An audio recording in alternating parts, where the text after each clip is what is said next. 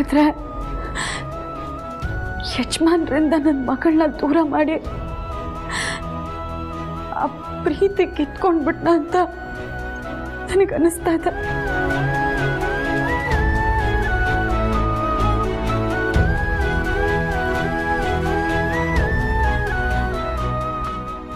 ಮಗಳು ಹುಟ್ಟಿದ ತಕ್ಷಣ ಮಗು ಸತ್ತೋಯ್ತು ಅನ್ನೋ ಸುಳ್ಳಿನ ಕಂತೆ ಕಟ್ಟಿ ಮಗುನ ಅಪ್ಪನಿಂದ ದೂರ ಮಾಡ್ದೆ.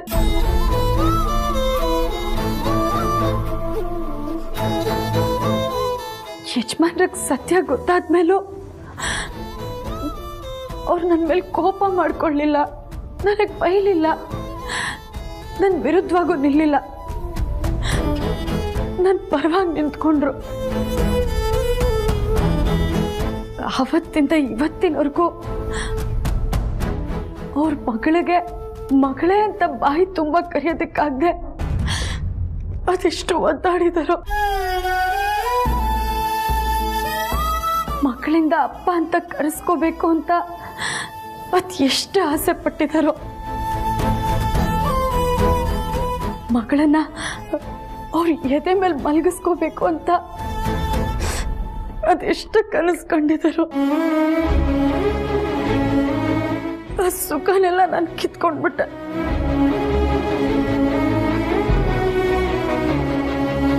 ಈಗತ್ತು ಏನ್ ಪ್ರಯೋಜನ? ಮೊದಲೇ ನಿನಗೆ ಬುದ್ಧಿ ಇರಬೇಕಾಗಿತ್ತು. ನಿನ್ ಮಗುನೇ ಜನನಿ ಕೊಟ್ಟಿರೋದು ಅನ್ನೋ ವಿಷಯ ನನಗೆ ಗೊತ್ತಾದ ತಕ್ಷಣನೇ ಹೇಳ್ದೆ, ಈ ವಿಷಯನ ಹೋಗಿ ಅಕ್ಕನಿಗೆ ಹೇಳು ಅಂತ. ಕೇಳ್ದೆ ನನ್ನ ಮಾತು? ಇಲ್ಲ. ಮಗುನ ಸ್ಕೂಲಿಗೆ ಸೇರಿಸುವಾಗ್ಲೂ ಎಚ್ಚರಿಸ್ದೆ, ಅಫಿಷಿಯಲ್ ಆಗಿ ಮಗು ಅಪ್ಪ ಅಮ್ಮ ಅವರಿಬ್ಬರೇ ಆಗಿರ್ತಾರೆ ಅಂತ. ಆಗ್ಲೂ ನನ್ನ ಮಾತು ಕೇಳಲಿಲ್ಲ. ಅದಾದ್ಮೇಲೂ ಎಷ್ಟೊಂದು ಬೆಳವಣಿಗೆಗಳನ್ನ, ಮಗು ಜೊತೆಗಿನ ಒಳ್ಳೊಳ್ಳೆ ಕ್ಷಣಗಳನ್ನ ನೀನು ಆದಿತ್ಯ ಮಿಸ್ ಮಾಡ್ಕೊಂಡಿದ್ದೀರಿ. ಹಾಗೆಲ್ಲ ಹೇಳ್ದೆ ಇದ್ದವಳು ಈಗ ಅಳ್ತಾ ಇದ್ಯಾ? ಏನ್ ಪ್ರಯೋಜನ? ಹನುಮಂತಣ್ಣ, ನೀನಾದ್ರೂ ನಿನ್ನ ಮಗಳಿಗೆ ಬುದ್ಧಿ ಹೇಳು. ಏನಂತ ಹೇಳಿ ಅಮ್ಮೋರೆ, ಪುತ್ರ ಶೋಕಂ ನಿರಂತರಂ ಅಂತಾರೆ. ನನ್ನ ಮಗಳಿಗೆ ಮಗು ಇದ್ದರೂ ಅವಳು ತಾಯಿಯಲ್ಲ. ಆ ನೋವು ಅವಳೊಬ್ಳಿಗೆ ಮಾತ್ರ ಅಲ್ಲ, ನಮಗೂ ಇದೆ. ಆದರೆ ಏನು ಮಾಡೋದು, ಒಂದೊಂದು ಸಲ ಅವಳು ಹಿಡಿದಿದ್ದೇ ಹಠ. ಆದರೆ ಆ ಹಠದ ಹಿಂದೆನೂ ಒಂದು ಒಳ್ಳೆಯ ಉದ್ದೇಶ ಇದ್ದೇ ಇರುತ್ತೆ. ಅಪ್ಪನಿಗೆ ತಕ್ಕ ಮಗಳು, ಮಗಳಿಗೆ ತಕ್ಕ ಅಪ್ಪ. ಇನ್ನು ಎಷ್ಟು ದಿನ ಅಂತ ಸತ್ಯನ ಮುಚ್ಚಿಟ್ಟು ಕಣ್ಣೀರಲ್ಲಿ ಕೈ ತೊಳಿತೀರಾ? ನೋಡು ಪಾರ್ವತಿ, ಈಗಲೂ ಕಾಲ ಮಿಂಚಿಲ್ಲ. ಆ ಮಗು ನಿಂದು ಅನ್ನೋ ಸತ್ಯನ ಅಕ್ಕನಿಗೆ ಹೇಳ್ಬಿಡು. ಅದಕ್ಕೆ ನಾನು ಸಪೋರ್ಟ್ ಮಾಡ್ತೀನಿ.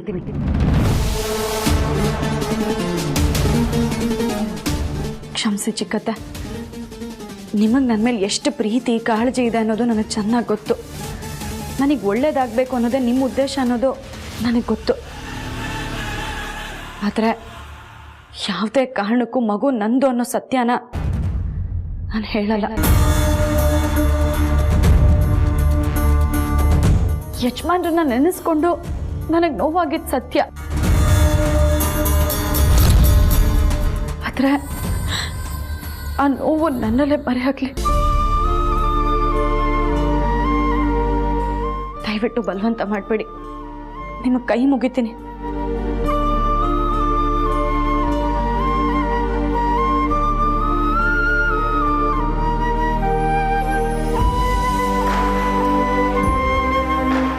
ಹನುಮಂತಣ್ಣ, ಇವತ್ತಲ್ಲ ನಾಳೆ ಯಾರಿಂದನಾದ್ರೂ ಈ ಸತ್ಯ ಗೊತ್ತಾಗೇ ಆಗುತ್ತೆ.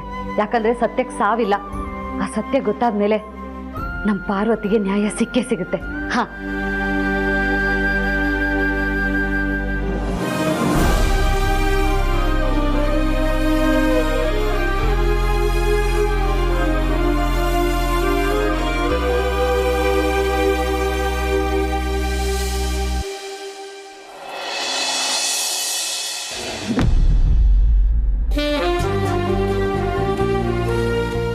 ಏನೋ ಗಣಿ, ಓದಿದ್ದೆಲ್ಲ ಮುಗೀತಾ? ಓದಿದೆಲ್ಲ ಮುಗೀತು ಅಕ್ಕ. ನಾಳೆ ಕನ್ನಡದ ಬಗ್ಗೆ ಮಾತಾಡ್ಬೇಕಂತೆ, ಅದೇ ತಲೆನೋವು. ಏನು ಮಾತಾಡಬೇಕು? ನಾನು ಈಗ ಕನ್ನಡದ ಬಗ್ಗೆ ಭಾಷಣ ಮಾಡ್ಬೇಕಂತೆ. ಯಾಕಾದರೂ ನನಗೆ ಕೊಟ್ಟರು. ಗಣಿ, ಹಾಗೆಲ್ಲ ಹೇಳ್ಬಾರ್ದು ಕಣೋ. ನಮ್ಮ ಕನ್ನಡದ ಬಗ್ಗೆ ಮಾತಾಡೋದಕ್ಕೂ ಅದೃಷ್ಟ ಮಾಡಿರ್ಬೇಕು. ಎಲ್ರಿಗೂ ಇಂಥ ಭಾಗ್ಯ ಸಿಗಲ್ಲ, ಅಂಥದ್ರಲ್ಲಿ ನಿನಗೆ ಸಿಕ್ಕಿದೆ, ಅದಕ್ಕೆ ಖುಷಿ ಪಡು. ನಮ್ಮ ಕನ್ನಡ ಭಾಷೆ ಬಗ್ಗೆ ಮಾತಾಡೋದು ಒಂದೇ, ತಾಯಿ ಬಗ್ಗೆ ಹೊಗಳೋದು ಒಂದೇ. ಕನ್ನಡನ ಮಾತೃಭಾಷೆ ಅಂತಾರೆ ಹೊರತು ಪಿತೃಭಾಷೆ ಅನ್ನಲ್ಲ. ಕರ್ನಾಟಕದಲ್ಲಿರೋ ಎಷ್ಟೋ ಜೀವ ನದಿಗಳಲ್ಲಿ ಮುಖ್ಯವಾದ ನದಿಗೆ ಕಾವೇರಿ ಅಂತ ಕರೀತಾರೆ. ನಮ್ಮ ನಾಡಿನ ದೇವತೆನ ಭುವನೇಶ್ವರಿ ತಾಯಿ ಅಂತ ಕರೀತಾರೆ. ನಮ್ಮ ಕನ್ನಡ ಭಾಷೆ ಸುಮಾರು 2500 ವರ್ಷಗಳಷ್ಟು ಹಳೆಯದು. ನವೆಂಬರ್ 1, 1950ನೇ ಇಸ್ವಿಲಿ ನಮ್ಮ ರಾಜ್ಯ ಸ್ಥಾಪನೆ ಆಯಿತು. ಅದಕ್ಕೆ ಆ ದಿನಾನ ರಾಜ್ಯೋತ್ಸವ ಅಂತ ಇಡೀ ನಾಡೇ ಆಚರಣೆ ಮಾಡುತ್ತೆ.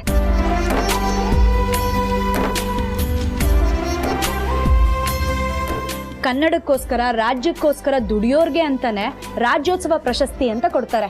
ಆದರೆ ಅದಕ್ಕಿಂತ ಮುಖ್ಯವಾಗಿ ಇಡೀ ಪ್ರಪಂಚದಲ್ಲಿ ಸಾಹಿತ್ಯ ಕ್ಷೇತ್ರಕ್ಕೆ ಹೆಚ್ಚು ಪ್ರಶಸ್ತಿ ಬಂದಿರೋದು ಅಂದರೆ ನಮ್ಮ ಕನ್ನಡ ರಾಜ್ಯಕ್ಕೆ. 1 ಅಲ್ಲ 2 ಅಲ್ಲ 8 ಜ್ಞಾನಪೀಠ ಪ್ರಶಸ್ತಿ ಬಂದಿದೆ ಗೊತ್ತಾ?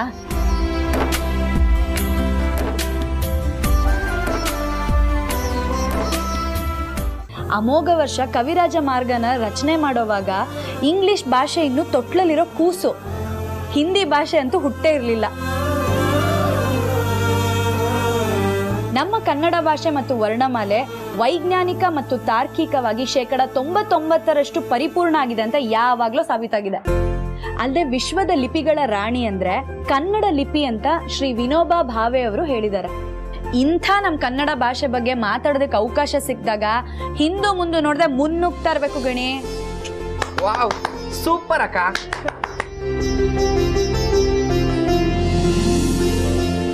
ಅಕ್ಕ, ನನ್ ಕಣ್ ತೆರೆಸ್ಬಿಟ್ಟೆ ಅಕ್ಕ ನೀನು. ನಮ್ಮ ಭಾಷೆ ಬಗ್ಗೆ ಇಷ್ಟೆಲ್ಲ ತಿಳ್ಕೊಂಡಿದ್ಯಲ್ಲ, ಬೇಷ್. ಗ್ಯಾರಂಟಿ ನಮ್ಮ ಕನ್ನಡ ಭಾಷೆ ಬಗ್ಗೆ ನಾನು ಭಾಷಣ ಮಾಡೇ ಮಾಡ್ತೀನಿ. ಗಣಿ, ಯಾವ ಕೆಲಸನೇ ಆಗಲಿ ಕಷ್ಟಪಟ್ಟು ಮಾಡಬೇಡ, ಇಷ್ಟಪಟ್ಟು ಮಾಡು. ಭಯ ಪಟ್ಕೋಬೇಡ, ಅಹಂ ಅಂತೂ ಮೊದಲೇ ಇಟ್ಕೋಬೇಡ. ಆಸೆಗಾಗಿ ಬದುಕೋದಕ್ಕಿಂತ ಆದರ್ಶಕ್ಕೋಸ್ಕರ ಬದುಕು.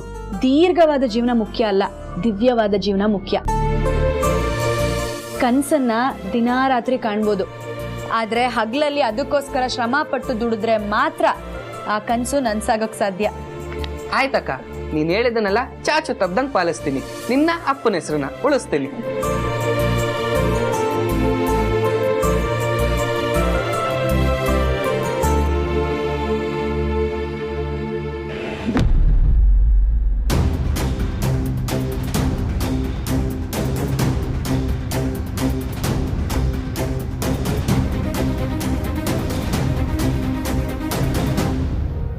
Lakshmi, sit properly and maintain the discipline. ನಪ್ಪ ಅವರು ಹೇಳಿದಾನೆ ಒಟ್ಟಿಗೆ ಕೂತ್ಕೊಂಡು ಮಮ್ಮು ತಿನ್ಬೇಕು ಅಂತ. This is last warning to you.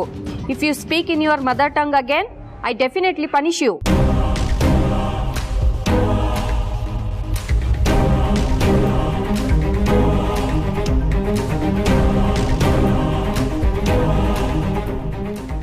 ನಮಗೆ ಇಂಗ್ಲಿಷ್ ಅಂದ್ರೆ ಇಷ್ಟ ಇಲ್ಲ, ಕನ್ನಡ ಇಷ್ಟ.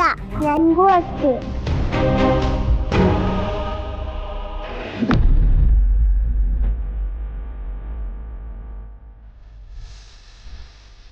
ಮಮ್ಮಿ ಮಮ್ಮಿ, ಏನ್ ಬಂಗಾರಿ, ನೀರು ಕೊಡ್ಲಾ? ಬೇಡ. ಮತ್ತೆ ವಾಶ್ರೂಮ್ ಹೋಗ್ಬೇಕಾ? ಮತ್ತೇನಾಯ್ತು? ಹೊಟ್ಟೆ ನೋಡ್ತಿದ್ಯಾ? ಮತ್ತೇನಾಯ್ತು ಹೇಳು? ನನ್ನ ಡ್ಯಾಡಿ ಹೊಟ್ಟೆ ಮಲ್ಸ್ಕೋತಾರಲ್ಲ, ಮಲ್ಸ್ಕೋ ಪ್ಲೀಸ್ ಬಂಗಾರಿ, ನಂಗೆ ತುಂಬ ಸುಸ್ತಾಗಿದೆ. ಬಾ, ನಾನು ಶೋಲ್ಡರ್ ಮೇಲೆ ಮಲಗಿಸ್ಕೊತೀನಿ. ಪ್ಲೀಸ್ ಮಮ್ಮಿ, ನನ್ನನ್ನು ಊಟ ಮಲ್ಸ್ಕೋ. ನನ್ನ ಮಗಳು ಜಾಣ, ನನ್ನ ಮಾತು ಕೇಳ್ತಾಳೆ. ಬಾ, ಶೋಲ್ಡರ್ ಮೇಲೆ ಮಲಗಿಸ್ಕೊತೀನಿ ಅನ್ನಲ್ಲ.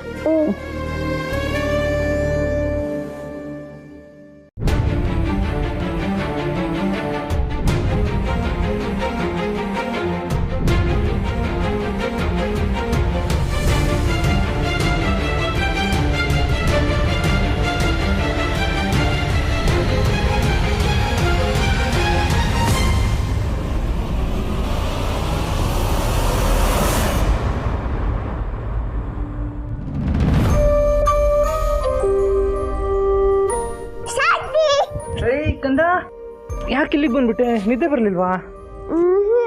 ಯಾಕೆ ನಿದ್ದೆ ಬರ್ಲಿಲ್ಲ? ಯಾವಾಗ್ಲೂ ನನ್ನ ಡ್ಯಾಡಿ ಹೊಟ್ಟೆ ಮೇಲೆ ಮರ್ಸ್ಕೊತಿದ್ರು, ಇವಾಗ ಡ್ಯಾಡಿ ಇಲ್ವಲ್ಲ, ಅದಕ್ಕೆ ನೀವು ಮರ್ಸ್ಕೊತೀರಾ?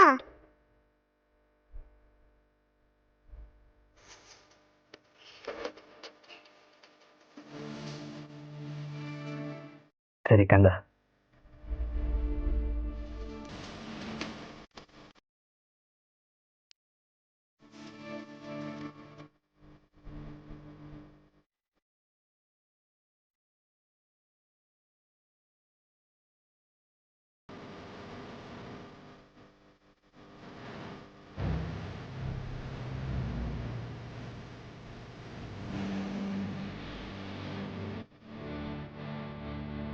ನೀನಾಡೋ ಮಾತೆಲ್ಲ ಏನಿನಂತೆ, ನಗುವಾಗ ಮೊಗವೊಂದು ಹೂವಿನಂತೆ, ನೀನೊಂದು ಸಕ್ಕರೆಯ ಬೊಂಬೆಯಂತೆ, ಮಗುವೇ ನೀ ನನ್ನ ಪ್ರಾಣದಂತೆ, ನನ್ನ ಪ್ರಾಣದಂತೆ. ಬಾನದಾರಿಯಲ್ಲಿ ಸೂರ್ಯ ಜಾರಿ ಹೋದ, ಚಂದ್ರ ಮೇಲೆ ಬಂದ, ಮಿನುಗುತ್ತಾರೆ ಅಂದ, ನೋಡು ಎಂತ ಚಂದ. ರಾತ್ರಿ ಆಯ್ತು ಮಲಗು ನನ್ನ ಪುಟ್ಟ ಕಂದ, ನನ್ನ ಪುಟ್ಟ ಕಂದ.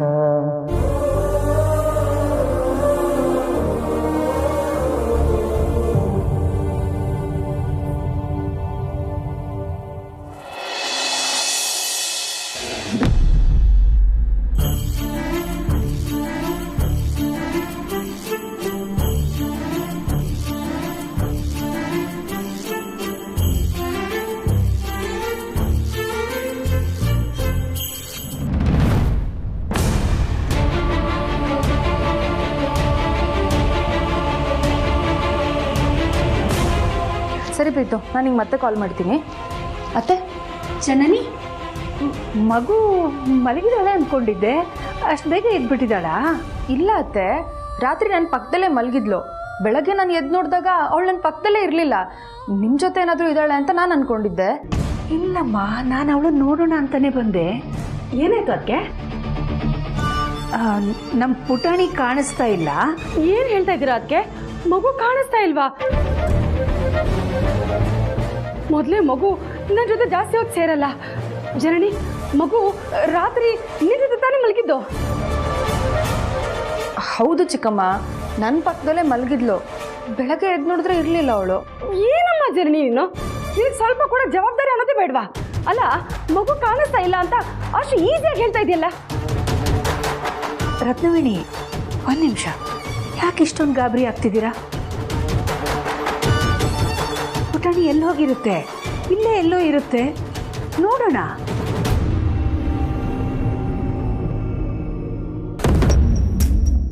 ಹಾಂ, ಮಗು ಎಲ್ಲಿರ್ಬೋದು ಅಂತ ನನಗೆ ಗೊತ್ತು. ಅದಕ್ಕೆ ಬನ್ನಿ, ಅದಕ್ಕೆ ಬಾ ಜನನಿ.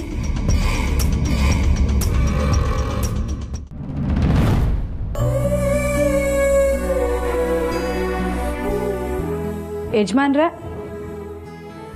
ನನ್ನ ಸ್ನಾನನೇ ಆಯಿತು. ಪುಟ್ಟಿ ಇನ್ನ ಮಲ್ಗೆ ಇದ್ದಾಳೆ. ನನ್ನ ಎದೆ ಮೇಲೆ ಬೆಚ್ಚಗೆ ಮಲ್ಕೊಂಡಿದ್ದಾಳೆ.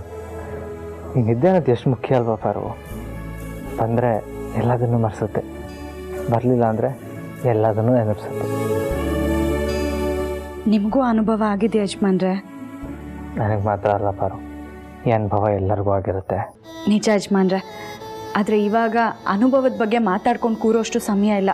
ಮೊದಲು ಪುಟಾಣಿನ ಕರ್ಕೊಂಡು ಹೋಗಿ ಜನನಿ ರೂಮಲ್ಲಿ ಮಲಗಿಸಿ. ಅತ್ಯಮ್ಮ ಬೆಳಿಗ್ಗೆ ಎದ್ದ ತಕ್ಷಣ ಬಂದು ನಮ್ಮ ಪುಟಾಣಿ ಮುಖ ನೋಡೋ ಸಮಯ ತಾನೇ. ನಮ್ಮ ಪುಟಾಣಿ ಜನನಿ ರೂಮಲ್ಲಿ ಇಲ್ಲ ಅಂತ ಗೊತ್ತಾದರೆ ಅತ್ಯಮ್ಮಂಗೆ ಬೇಜಾರಾಗಲ್ವಾ? ಬೇಗ ಕರ್ಕೊಂಡು ಹೋಗಿ. ಪಾರು, ಮಲಗಿರೋ ಮಗುನ ಎಬ್ಸೋಕ್ಕೆ ಮನಸ್ಸೇ ಬರ್ತಾ ಇಲ್ಲ. ಎಬ್ಸೋ ಅಗತ್ಯನೂ ಇಲ್ಲ. ಅದೇ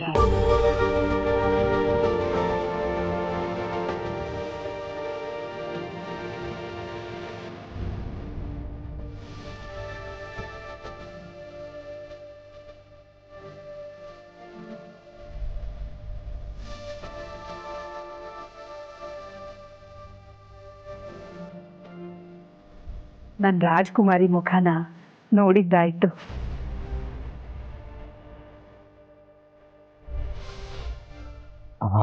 ಅದು ರಾತ್ರಿ ಪಾಪು ಬಂದು ಇವತ್ತು ನಿಮ್ಮ ಜೊತೆ ಮಲ್ಕೋತೀನಿ ಅಂತ ಹೇಳಿದ್ಲು, ಅದಕ್ಕೆ ಮಲಗಿಸ್ಕೊಂಡಿದ್ದೆ. ಅಲ್ಲಪ್ಪ, ಜನನಿ ಪ್ರೀತು ರೂಮ್ ಬಿಟ್ರೆ ಅವಳು ಇನ್ನೆಲ್ಲಿಗೆ ಹೋಗ್ಬೇಕು? ನಿನ್ನ ರೂಮಿಗೆ ತಾನೇ ಬರ್ತಾಳೆ.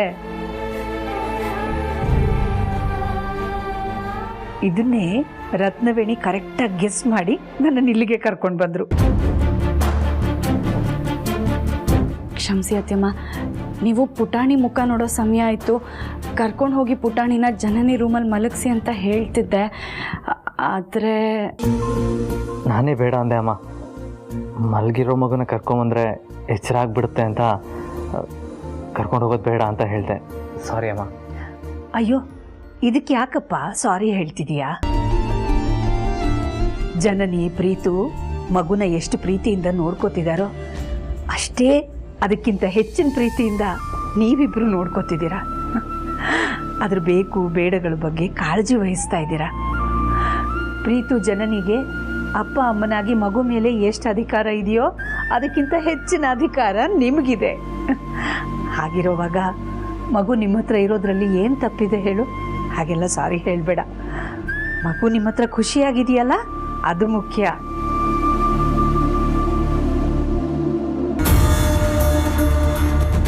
ಇದು ನನಗೆ ಒಳ್ಳೆ ಬೆಳವಣಿಗೆ ಅನಿಸುತ್ತಾ? ಮಗುನ ಇವ್ರ ಹತ್ರನೇ ಬಿಟ್ಬಿಟ್ರೆ ನಾಳೆ ದಿನ ಮಗು ಇವ್ರನ್ನೇ ಅಪ್ಪ ಅಮ್ಮ ಅನ್ನೋದಿಲ್ಲ ಅನ್ನೋದಕ್ಕೆ ಏನು ಗ್ಯಾರಂಟಿ? Good morning mummy.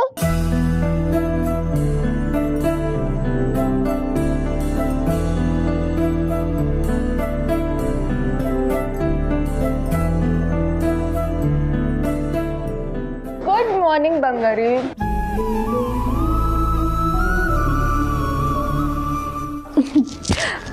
ಚಿನ್ನಿ, ಏನಂದ್ರೆ ನೀನು ಬೇಗ ಬೇಗ ರೆಡಿಯಾಗಿ ಬಂದ್ಬಿಡು, ನಾವಿಬ್ರು ಒಟ್ಟಿಗೆ ತಿಂಡಿ ಮಾಡೋಣ.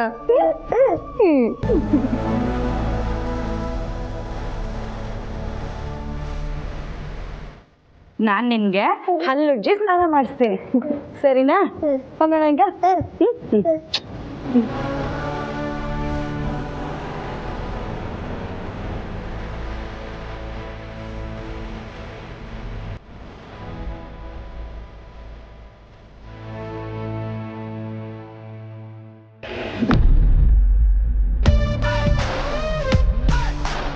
Lakshmi, give me your dairy.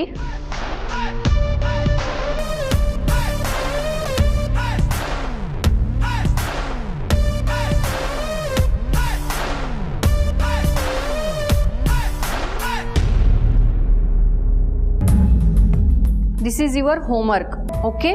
You should read and write these rhymes, okay? ಸರಿ. Lakshmi, again you are speaking in your mother tongue. How many times I told you? Will you speak English or not?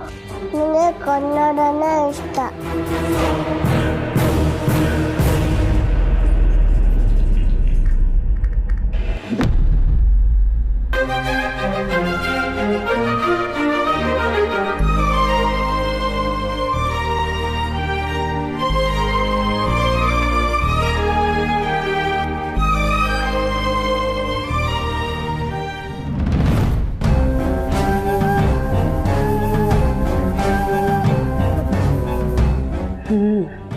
ಇದೇ ಸರಿಯಾದ time. ಮನೇಲಿ ಬೇರೆ ಯಾರೂ ಕಾಣಿಸ್ತಾ ಇಲ್ಲ. ಆ ಜನನಿ ಆದರೂ ನನ್ನ ಮಾತು ಕೇಳ್ತಿರ್ಲಿಲ್ಲ. ಮಗುಗಾದರೂ ನಿಧಾನಕ್ಕೆ ತಿಳಿ ಹೇಳ್ತೀನಿ. ಎಷ್ಟೇ ಆದರೂ ನನ್ನ ಮೊಮ್ಮಗಳಲ್ವಾ, ನನ್ನ ಮಾತು ಕೇಳದೇ ಇರಲ್ಲ. ಪುಟಾಣಿ, ಏನು ಮಾಡ್ತಾ ಇದೀಯಾ? ನಾನು ದೋಸೆ ಮಾಡ್ತಾ ಇದ್ದೀನಿ. ಓ, ದೋಸೆ ಮಾಡ್ತಾ ಇದೀಯಾ? ಸರಿ ಸರಿ ಸರಿ, ಜಾಣೆ. ಪುಟಾಣಿ, ನೀನು ನಾನು ಹೇಳಿದ ಮಾತೆಲ್ಲ ಕೇಳ್ತೀಯ ಅಲ್ವಾ? ಬಂಗಾರಿ, ಆ ಪಾರ್ವತಿ ಇದ್ದಾಳಲ್ಲ, ಅದೇ ಪುಟ, ಆ ಪಾರು, ಅವಳು ಈ ಮನೆಗೆ ಕೆಲಸದೊಳಗೆ ಬಂದವಳು. ಹಾಗಾಗಿ ನೀನು ಅವಳನ್ನ ಹೆಸರಿದು ಪಾರು ಅಂತ ಕರಿತೀಯಲ್ಲ, ಹಾಗೇ ಕರಿತಿರು. ನನಗೂ ಸಂತೋಷ ಆಗುತ್ತೆ. ಯಾಕೆ?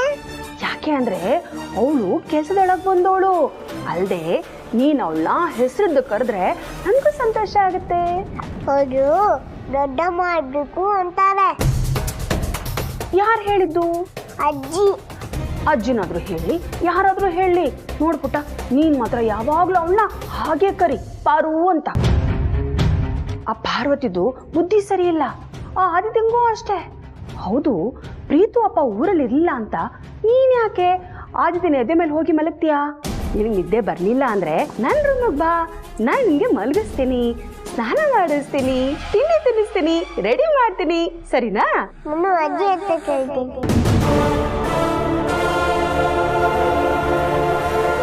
ಏನಂತ? ನೀವೇನಿದ್ದು ನಿಜನಾ ಅಂತ. ಅಜ್ಜಿ ಹೇಳಿದ್ದಾರೆ, ಏನೇ ಡೌಟ್ ಬಂದ್ರು ಕೇಳು ಅಂತ.